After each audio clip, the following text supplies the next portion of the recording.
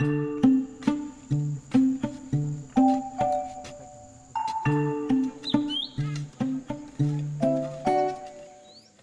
masyarakat suku anak dalam atau orang rimba menambah keberagaman suku bangsa di Indonesia. Negara menaruh perhatian terhadap orang rimba. Orang nomor 1 di Republik ini pada November 2015 lalu sempat menengok langsung kehidupan mereka di Provinsi Jambi.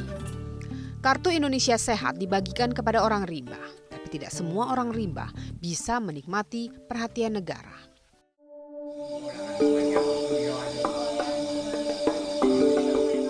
Tim Berkas Kompas bertemu dengan Mete dan Salima.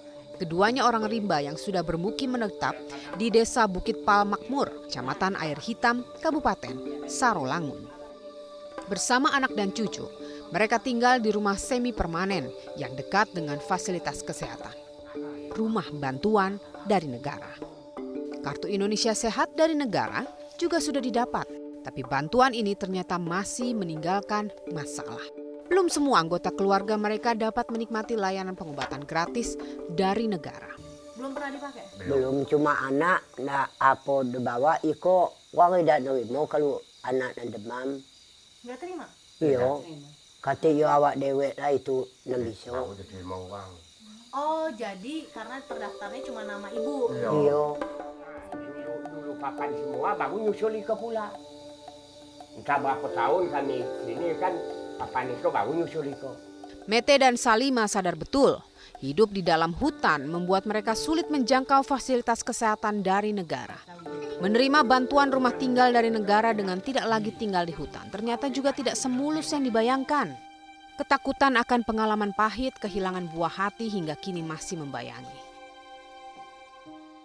Sebab rasa duka cita mendalam pernah dialami. Anak mereka meninggal dunia karena tidak tertolong saat masih tinggal di hutan. Ketika ada anggota keluarga dan kerabat yang meninggal, orang rimba terpaksa melangun atau berpindah tempat tinggal. Melangun menjadi tradisi yang masih dilakukan dengan tujuan menghapus kesedihan. Itu kan demam anak. Yo kemana ndak beruban, tidak bisa beruban. Yo kasih uban daun-daun itu tidak sembuh, yo udah. Yo ndak ke rumah sakit. Kan sekedar rumah sakit, kan ilmu luar itulah kasih uban-uban kami tidak sembuh, yo meninggal sudah. Tinggal situ pergilah kami. Pindah lokasi. Yo, berapa tahun mau balik pula di daerah itu kan itu titik darah kami siko. Jadi kalau anak meninggal pergi kami tak berapa ya lama, tak 5 tahun, tak 10 tahun pergi balik lagi sini. Orang rimba punya adat istiadat dan budaya yang mereka yakini sejak lama. Termasuk soal pola hidup yang telah mengakar. Tapi dengan pendekatan yang tepat, banyak dari mereka meninggalkan kebiasaan yang berdampak buruk bagi kualitas hidup. Salah satunya Tarib, orang rimba yang 6 tahun terakhir berbaur dengan masyarakat luar. Dia terbuka terhadap hal positif untuk kehidupannya. Kalau pola hidup, pola kebersihan kami, ya misalnya pola makanan lah, itu yang dulu dengan sekarang jauh berbeda, Bu.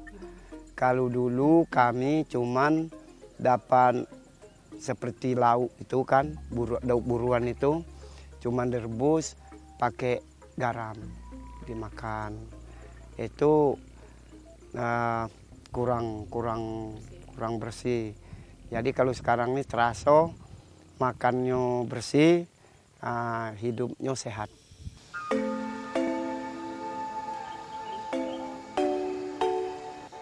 Masyarakat suku anak dalam atau orang rimba terbagi menjadi 3 kelompok. Pertama, mereka yang lahir dan tinggal di dalam hutan. Kedua, mereka yang tinggal di kawasan perkebunan. Dan kelompok orang ketiga adalah orang rimba yang sudah membaur dan tinggal di lingkungan masyarakat desa. Sebagian dari mereka sudah mendapatkan hak kependudukan, sebagian lagi masih menunggu keseriusan negara memenuhi kewajiban. Negara mencatat hak kependudukan bagi warganya. Ini tertulis jelas di pasal 2 Undang-Undang Nomor 23 Tahun 2006. Di antaranya berbunyi bahwa setiap penduduk berhak memperoleh dokumen kependudukan. Tapi nyatanya, urusan administrasi kependudukan masih jadi persoalan bagi orang rimba. Persoalan yang berdampak pada kesempatan mengakses fasilitas kesehatan.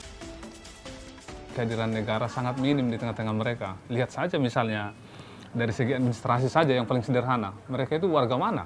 Warga desa ini tidak, warga kecamatan ini tidak, warga kabupaten ini tidak. Jadi itu yang paling dasar sekali. Jadi bagaimana mereka bisa diakses oleh fasilitas umum, bagaimana misalnya juga pembangunan bisa sampai ke mereka. Itu yang paling dasar. Sebagai contoh, misalnya kalau ada sebutlah seperti jaminan kesehatan masyarakat ya.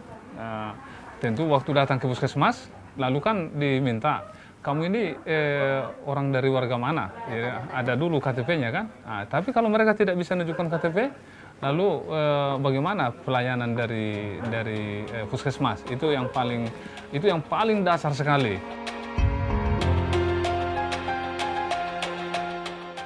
Dengan adanya perhatian negara, orang rimba berharap bisa meningkatkan taraf hidup. Tak berbeda dengan masyarakat lainnya dan sepenuhnya sebagai warga negara tanpa termarginalkan.